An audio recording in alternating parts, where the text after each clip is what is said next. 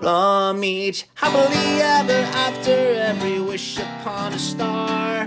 Let's break down the movies that shaped who we are. From memory lane to now and everything in between. The most famous of films to the ones we've never seen. Decade by decade, all the times we laughed and cried. And with a little pixie dust, they will all take flight. Reliving the feelings, and we're trying our very best. And if they mean the same to you, please be our guest. So hop aboard, we would love to have you as we hang with a certain mouth, the whole gang too. If you love nostalgia stuff, we hope this does the trick. Thanks for joining us as we deep dive the magic. Hi, and welcome back to the Deep Diving the Magic podcast. I'm KJ. And I'm Jeffrey, and we are back today with the 121st Disney feature-length film from just a few days after our last one that we watched, from July the 9th, 1975. It is a Disney feature-length film called One of Our Dinosaurs is Missing. One of Our Dinosaurs is Missing is based on the 1970 novel The Great Dinosaur Robbery by David Forrest. Mm-hmm. Have you heard about, or have you had heard of this lovely film called One of Our Dinosaurs is Missing? No, Me neither. I had never. And I now know why. It is not greatly advertised, but we'll get there. Before I toss it over to you for synopsis and opening thoughts, this was the last work of producer and screenwriter Bill Walsh, who unfortunately passed away 6 months before the release of this, and he produced so many Disney films, like going all the way back to like the 40s. Mary Poppins, just a bunch of big ones. So, yeah, this was Bill Walsh's unfortunate last film. But would you like to start us off with a synopsis about One of Our Dinosaurs is Missing from July the 9th, 1975? A suspected Western spy steals a secret microfilm from China and hides it in the skeleton of a museum dinosaur, prompting a frantic search for it by various interested parties. Yeah, that's in depth for sure. Thoughts, opening facts? What was your first impression about One of Our Dinosaurs is Missing? Well, given the title, I had high hopes because I love dinosaurs. Within 10 minutes of going into it, I thought this movie could not end fast enough. Very stereotypical, not very appropriate. I guess, like you said, that would be why it's not very widely regarded or advertised. So let's just get that out of the way here. This film is inappropriate. Very. Very, very inappropriate. And I'm not here to pass judgment about I wasn't even born in 1975. Yeah. But this film is inappropriate. It's not funny. It's not. There's a reason it's not on streaming. Yeah. But we watched it. Any facts before we jump right in? It is the 87th live action film produced by Disney's company.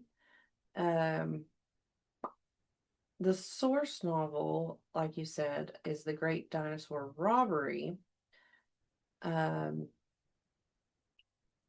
However, they were very highly disappointed with Disney's decision to make it more of a children's film for the material, and it wasn't like,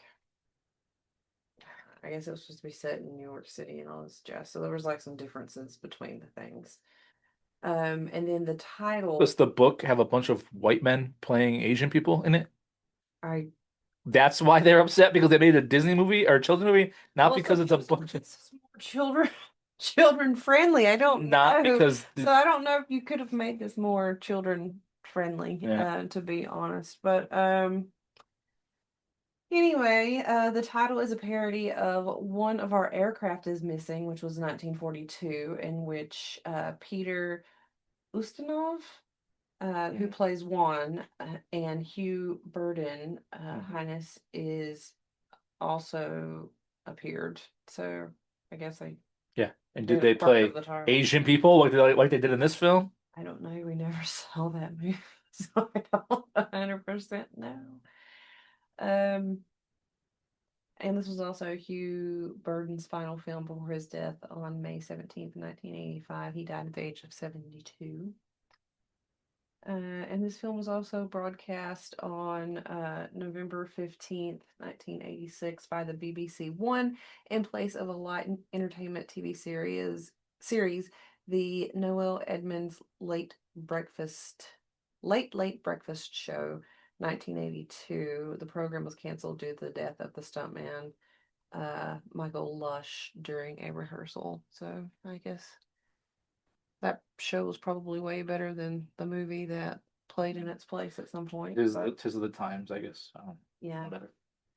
Um, and then the guy that plays Juan, he has a hideout in the movie called The Reluctant Dragon, which was a film we watched from back in 1941. So that was kind of interesting. And then the Diplodocus skeleton prop that was used in this film is the same that was used in a scene for C3PO, where he sees a Jawa transporter in the film Star Wars Episode 4, A New Hope. A New Hope, which was made at Elstree Studios. So No. that's an interesting little fact, I guess, out of all of it. Helen Hayes, John Hickson, sorry, and Sir Peter Ustinov would all go on to portray Agatha Christie's detectives, Miss Jane Maple and Hercule Poirot, respectively. So they go on later to play in more I mean, detective-like stuff. There's some good acting in this film. For as inappropriate as it is, Peter Yeah. Ustinov does a really good job, and the nannies in this film are quite funny, but Yeah. it is incredibly inappropriate. I would say the nannies were the only redeeming factor of this movie. And the main guy that everybody thinks is a spy, but isn't a spy. Mhm. That's not Peter Ustinov. No. I feel like he had some pretty funny moments as well. So, I mean, it did have some comedy to it, but not really enough to save it that much. Well, And then it's set in the movie is set in 1920s in London, which I guess was supposed to be New York in the book. I did not read the book, so. Are you ready to dive right in? Mm-hmm. All right. So it is animated during the opening credits, but it is not an animated film. Yeah. We then dive into the film and we see a fancy dressed gentleman who is talking about how once upon a time after World War One in China. Timeout. Wait, 19 when was this? 1920. It says it was in the 1920s. Okay. All right, that's fine. Yeah, All right, 1920s London. what are you telling me now? The opening scene where the guy's sitting there in like a library study looking area. Did it give you Winnie the Pooh vibes? We're getting there. Almost. It gave me Winnie the Pooh vibes. So he's talking about how once upon a time after World War One in China, um, and about how he got Lotus X out of China, and about how he was successfully to steal this infamous Lotus X out of China. Mm-hmm. We then see some culturally inappropriate. We are then transported to China. Yep. And we see some culturally inappropriate depictions of Chinese people trying to catch someone who is robbing something and his daring escapes. So basically, every person, well, I don't want to say every person, I don't want to speak out of line, but all the famous people in this film that are playing people of a different ethnicity are wearing that face. We'll say that. Yeah. And they even like make joke of it in the film in the beginning when they're like trying to find the guy and then they like draw a mustache on him and they're like, "Yep, that's who it is." Yeah. So, well, even at one point, I don't know if maybe they thought it was okay at that point, but they had referenced when they were trying to find one of the nannies, I don't know. All of those white people look the same. It's their eyes. Yeah. And I was like, really, guys? Like, So this dude what escapes. is Everyone's this? trying to catch him. He has something with him. He arrives at his destination with the stolen goods. But then when he gets to his destination, he gets in like a getaway car and he realizes that the getaway car is actually driven by a Chinese delivery driver who's trying to capture him. Followed closely by his friend. Yes. And he tries to escape, but the driver and assassin he tries to escape the driver and the other assassins, and he escapes into a museum. And like it's just a bunch of The commotion going Natural on. History Museum. Yeah, and there's a bunch of commotion going on. A bunch of people trying to find him. He escapes in a baby carriage, dressed as a A baby. pram. A what? A pram. I don't know what that means. Okay. Apparently in London they call them prams because the nanny accosted him later and said, "Why did you take my pram?" Oh. Um, Anyway. but he ends up climbing up this massive dino fossil skeleton. Yeah. And he hides the stolen notes inside. Mhm. Like the notes are like on a film, and he hides them inside the bones. But I'll talk about this like giant fossil, like it's I don't know, it's the skeleton of a So something. he climbed up this giant dinosaur skeleton, and it looked like in the spine that he hid the microfilm in there. So it would be safe if the guy was to catch him. Because he obviously doesn't want to get caught with it on him because then they'll get it back. And then he ends up falling. But he somehow falls off of this thing and pretty much gives himself Except for concussion. a concussion. Yeah, he gets a concussion. But then when he comes through, he runs into his old nanny. Nannies are going to be a big part of this. So when he was a child, he had a nanny that he runs into that is at the museum. After he falls from the skeleton, he runs into this nanny, and he clearly has a concussion. Mm-hmm. But before he passes out, he tells the two nannies where to find the Lotus note or the Lotus X note. Sorry, Film. The microfilm. I'm gonna mess up a bunch because at my work we use something called Lotus Notes, and I'm gonna mess up a bunch. I just called it microfilm in my notes. Well, it's a Lotus X is the name of whatever it is that he's. And it's on a microfilm. Hmm. If that makes it easier for you. So these two nannies are like, all right, well, we're on board now, and there's the Chinese assassin. Right before he can tell them exactly where it's hidden, he passes out. Yeah, the Chinese assassin finds him and grab him. But the two lady nannies are going to carry out his plan. The two nannies get caught and have to pause their mission. There's some more inappropriate culture depictions when we arrive at the assassin's lair, which is exactly what you think it is. Think of where the Foot Clan practice in the Ninja Turtles. Oh, it's a good description. Thank you. The man, the original spy guy, I call him the man throughout the film, can't help the Chinese spies because about where the Lotus Note is due to his recent fall. He's either really concussed or he's hiding from them. Probably both. I would say he's not hiding it from them at that point. I think he is really concussed because later he does tell the nannies more of it's coming back to me. Yeah. So I think he actually had lost some. But then the men do realize that the nannies know what's going on. The nannies must be the people that know. Then those nannies. So then a bunch of hijinks ensues while the men begin to chase and question all different nannies because London has so many nannies, just like in Mary Poppins. Imagine if they tried to question Mary Poppins, who's practically perfect in every way. She could have escaped in her bag. So they're going around and they're just being culturally inappropriate and interviewing all these nannies, trying to find out. They're like spying.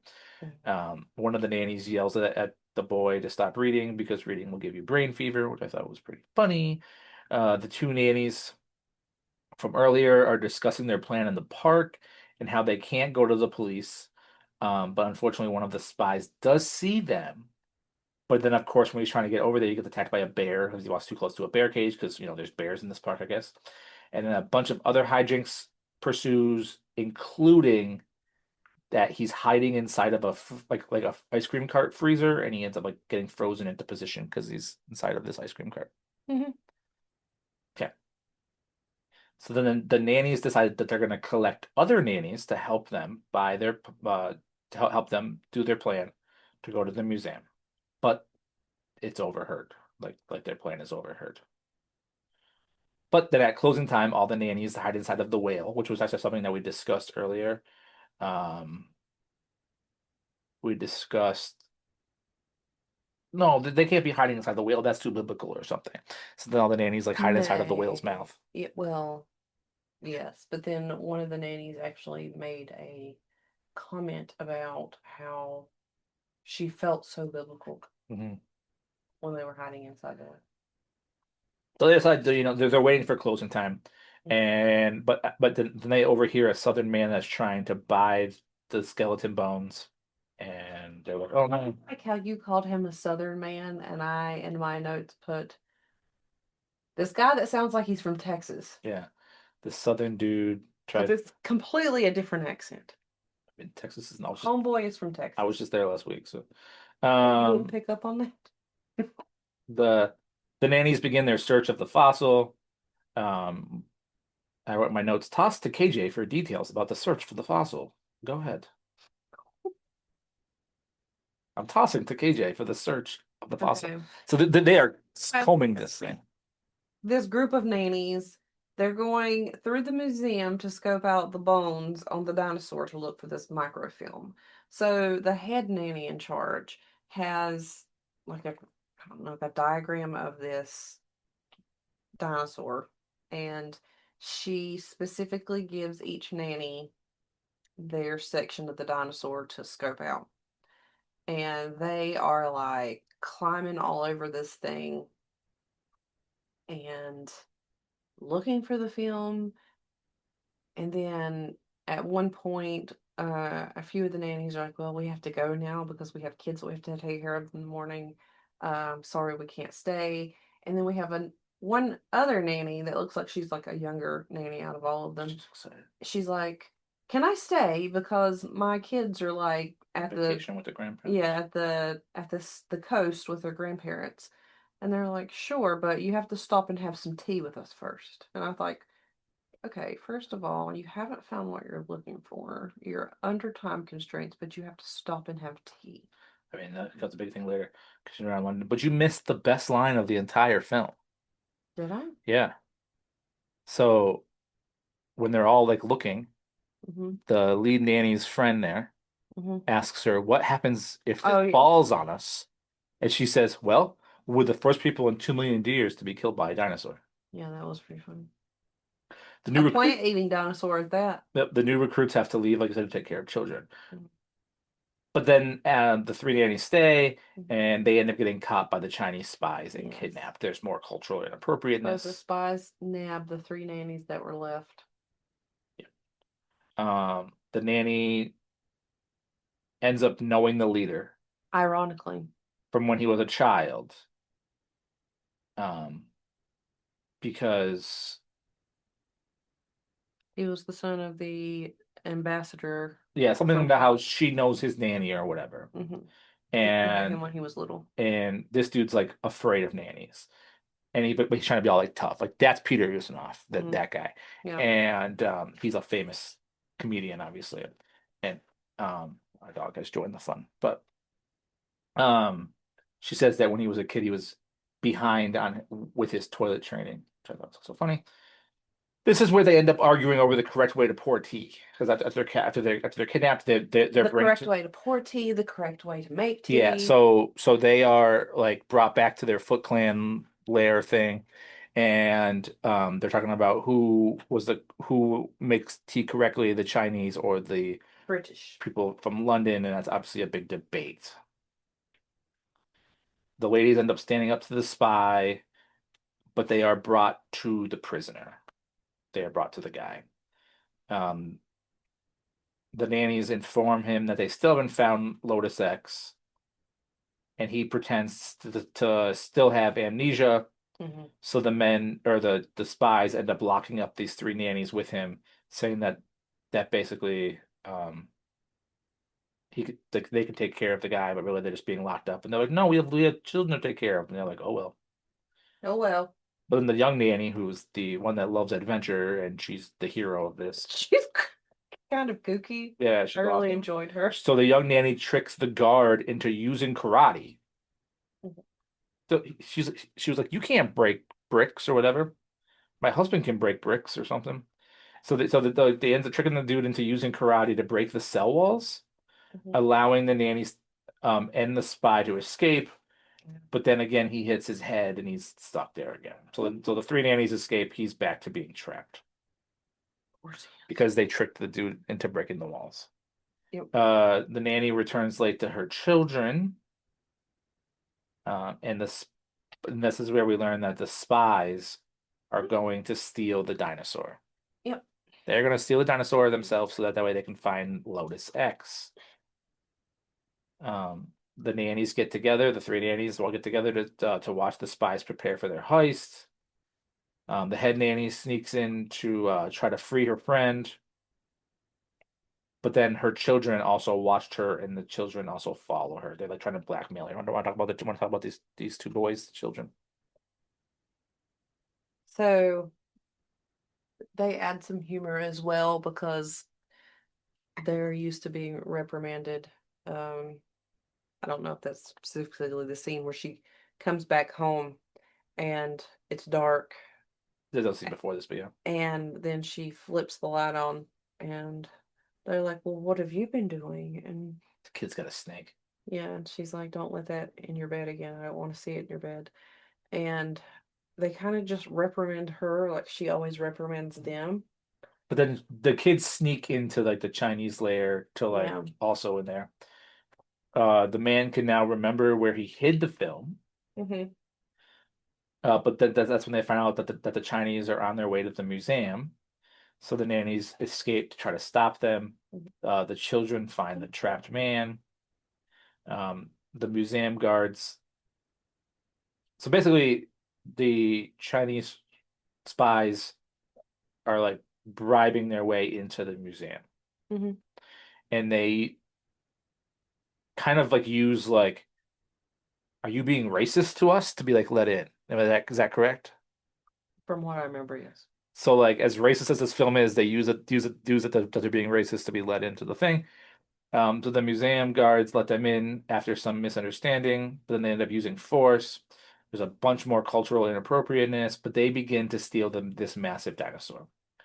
A bunch of hijinks ensue. So basically, they put this like full on large bones as big as my house Mhm. onto a flatbed truck. A brontosaurus.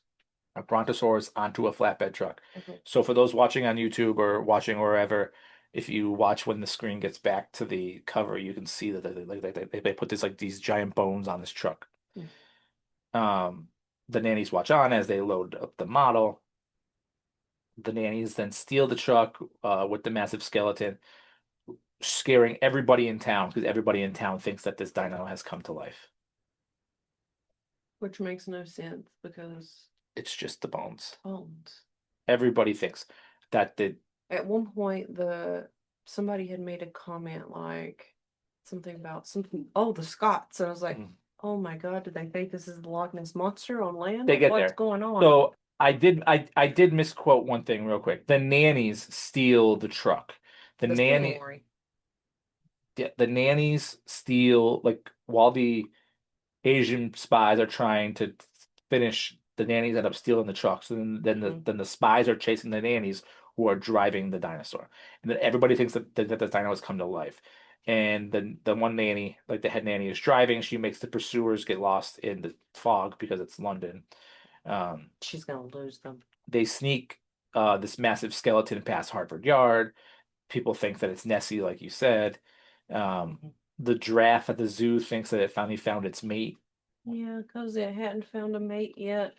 But then this one guy wants to shoot it because he wants to add it to his collection.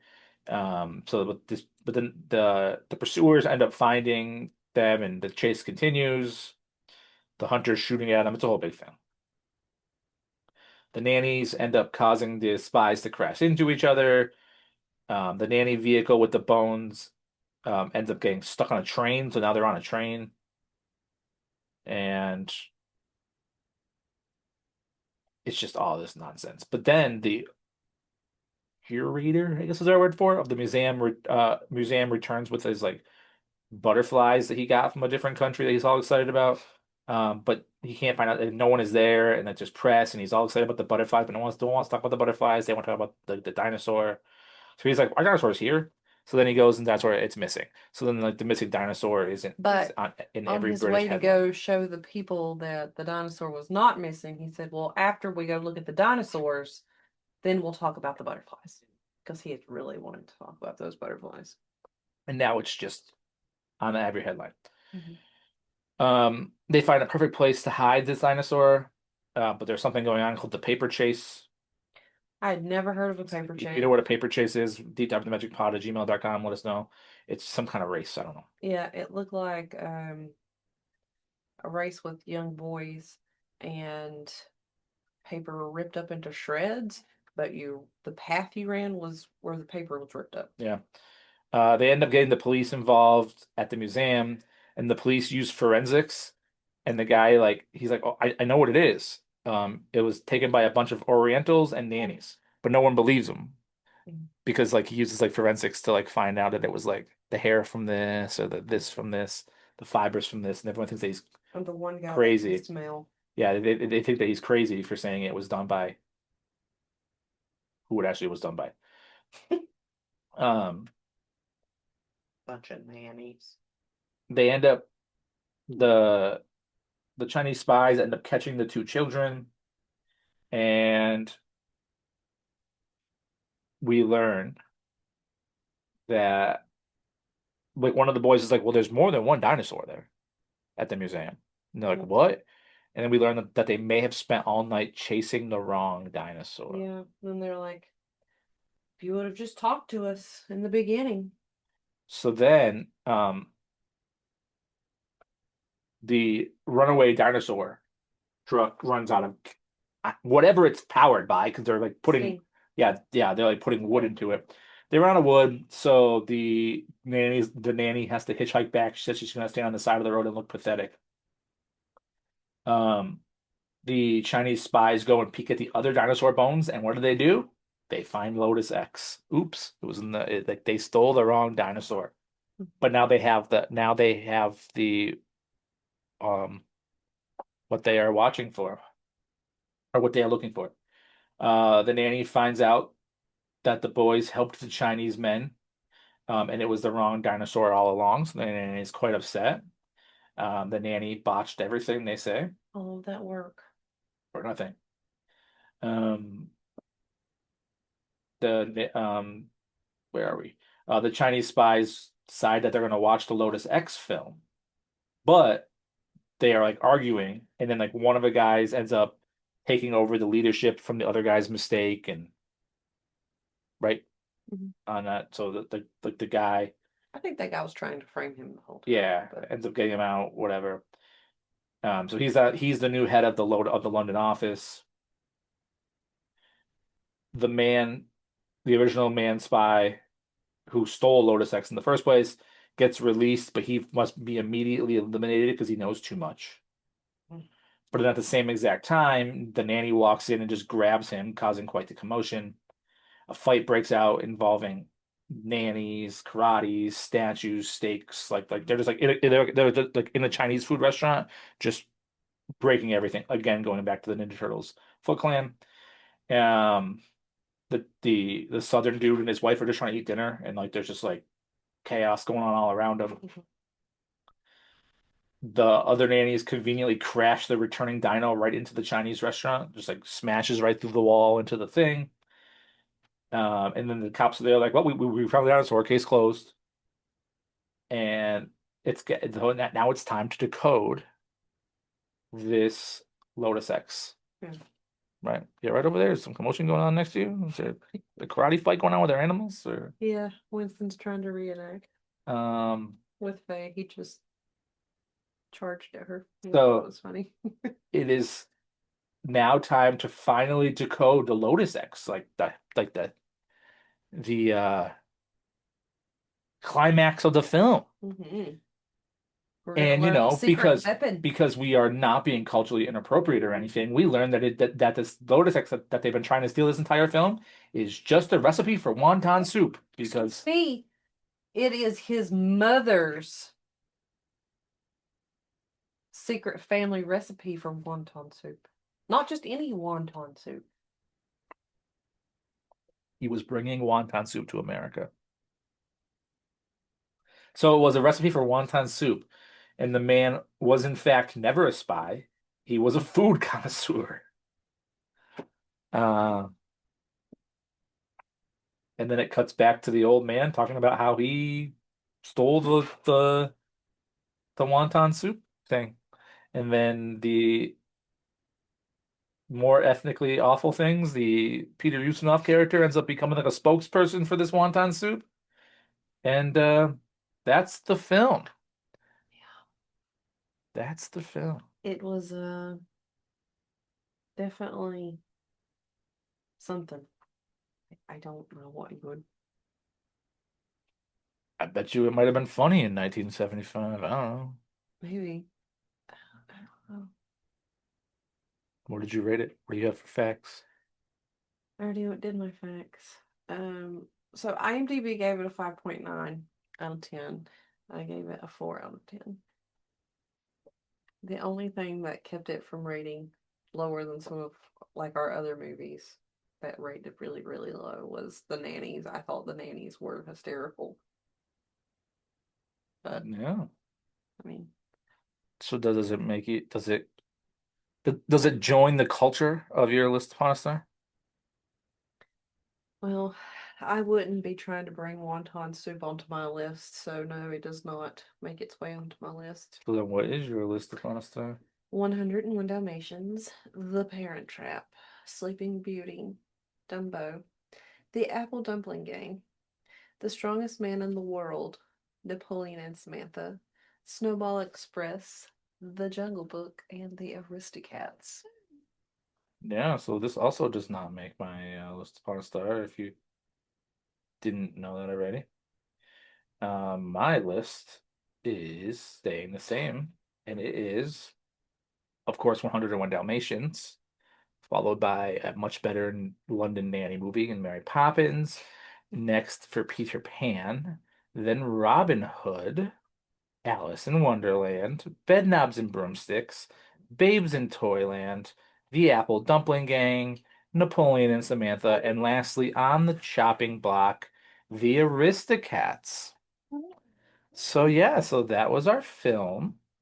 It happened. We watched it. If you want to watch it, let us know. It is not available in a lot of places online, so good luck watching it and finding it, but it might be something that you enjoy. Kay's trying to give you her thoughts on this movie. Yeah, she didn't even watch it, so I don't want to hear. But as our dog sits here and whines, we are on Instagram, we are on Spotify, we are on YouTube, Deep Dive into Magic. We would love to hear from you. We are, you can reach us at deepdiveinthemagicpod@gmail.com if you want to write in about whatever our dog is doing right now. But Just being something. our next film, we go over to October of the same year, October of 1975, for film number 122. And it is a film that is, what are we doing down there? Oh no, what Um, she's doing. it is a film that the best way to describe it is that it is a best of film of films that we've already watched. So it is a chrono. Not all of them though. It is a Not all of them I watched. whatever. I'm just gonna wrap it up because our dog is being a grump. It is the best of Walt Disney's True Life Adventures. So we're gonna talk about films that we've already talked about. Join us next time for film number 122. Thanks for watching this culturally inappropriate film with us and dealing with our dog over there. It's probably gonna start to storm. Yeah. Take us out. Thanks for deep diving the magic. Bye. Bye.